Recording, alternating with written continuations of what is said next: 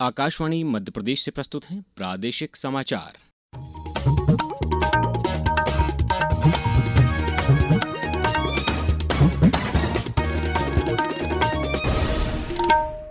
नमस्कार, समाचारों के साथ मैं अभिषेक कटियार।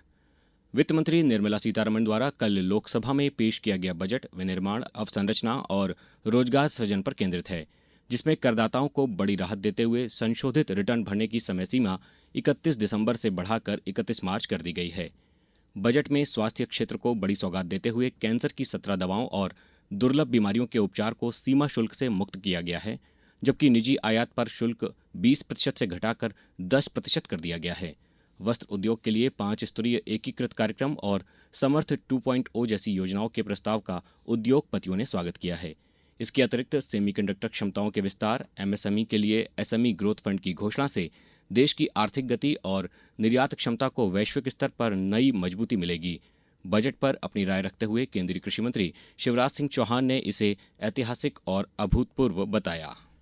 गरीब को आत्मनिर्भर बनाने की दृष्टि से यह बजट अत्यंत महत्वपूर्ण है। मैं प्रधानमंत्री जी को हृदय से धन्यवाद देता हूं, वित्त मंत्री जी को बधाई देता हूं कि गांव के लिए, गरीब के लिए, किसान के लिए, युवा किसानों के लिए और विशेषकर हमारी दीदियों, लखपति दीदी हो या बाकी बहनें हो जो गरीब थी, उनके कल्याण के लिए पर्याप्त प्रावधान किए गए हैं। और मुझे पूरा विश्वास है कि इन प्रावधानों के कारण न केवल विकसित भारत का निर्माण होगा, बल्कि हम गरीबी दूर करेंगे और किसानों की आय को भी बढ़ा के गांव को विकसित बनाने में सफल हो पाए। इंदौर में आज जिला प्रशासन द्वारा युवा संगम रोजगार मेले का आयोजन किया जा रहा है। राऊ के शासकीय महाविद्यालय गुरुकुल परिसर में आयोजित इस मेले में कई प्रतिष्ठित कंपनियां 500 से अधिक पदों पर भर्ती करेंगी। उप संचालक पीएस मंडलोई ने बताया कि इसमें 18 से 40 वर्ष तक के युवा जिनकी योग्यता 5वीं से लेकर बीई या बीटेक है, साक्षात्कार के लिए शामिल हो सकते हैं। मेले में युवाओं को रोजगार के साथ साथ स्वरोजगार के लिए लोन संबंधी मार्गदर्शन भी प्रदान किया जाएगा। रायसेन में आज सांसद खेल महोत्सव का भव्य समापन होने जा रहा है। इस समारोह में मुख्य अतिथि के रूप में केंद्रीय कृषि मंत्री शिवराज सिंह चौहान और भारतीय क्रिकेटर रविंद्र जडेजा शामिल होंगे। समापन से पहले टेनिस बॉल क्रिकेट और कबड्डी के फाइनल मुकाबले खेले जाएंगे, जिनकी विजेता टीम को 2.5 लाख रुपए का नगद पुरस्कार दिया जाएगा। विदिशा संसदीय क्षेत्र के इस 100 दिवसीय महोत्सव में 80,000 से अधिक खिलाड़ियों ने अपनी प्रतिभा का प्रदर्शन किया है। सरकार ने कहा है कि देश भर में कस्तूरबा गांधी बालिका विद्यालयों में वर्तमान में 7 लाख से अधिक छात्राएं अध्ययनरत हैं। केंद्रीय शिक्षा मंत्री धर्मेंद्र प्रधान ने आज लोकसभा में जानकारी देते हुए कहा कि इनमें से 2 लाख से अधिक छात्राएं अनुसूचित जाति, 1,77,000 अनुसूचित जनजाति और 2,64,000 अन्य पिछड़ा वर्ग से हैं। उन्होंने कहा कि इन विद्यालयों की स्थापना का उद्देश्य आवासीय विद्यालयों के माध्यम से वंचित वर्गों की छात्राओं को गुणवत्तापूर्ण शिक्षा उपलब्ध कराना है। मुख्यमंत्री डॉक्टर मोहन यादव ने गुजरात के रण उत्सव में सहभागिता कर वहां की विश्व स्तरीय टेंट सिटी का अवलोकन किया।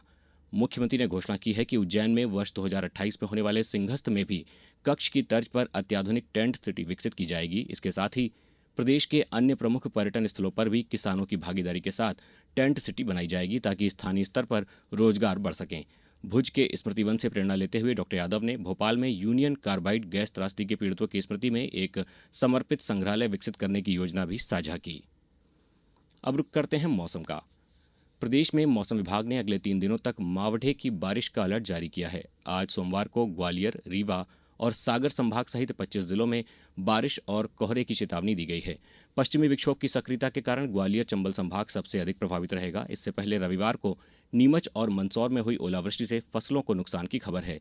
मौसम वैज्ञानिकों के अनुसार 5 फरवरी तक प्रदेश के विभिन्न हिस्सों में रुक रुक कर बारिश और घने कोहरे का सिलसिला जारी रह सकता है। अब कुछ समाचार संक्षेप में। आगरमालवा के सुसनेर शासकीय कन्या उच्चतर माध्यमिक विद्यालय में शैक्षिक संवाद कार्यक्रम के तहत शिक्षकों ने विद्यार्थियों के साथ प्रभावी पुनरावृत्ति विषय पर चर्चा कर परीक्षा तैयारी और परिणाम सुधार के अनुभव साझा किए। डिंडोरी के जवाहरलाल नेहरू कृषि विज्ञान केंद्र में पदस्थ वैज्ञानिक डॉक्टर गीता सिंह को नेशनल सेमिनार में बेस्ट केवीके साइंटिस्ट अवार्ड से सम्मानित किया गया है। और भोपाल के तुलसी मानस प्रतिष्ठान में 5 दिवसीय राम कथा जारी है, जिसका समय शाम 6:30 से 8 बजे तक है। इस बुलेटिन में बस इतना ही। अगला बुलेटिन सुनिए शाम 7:10 पर। नमस्कार।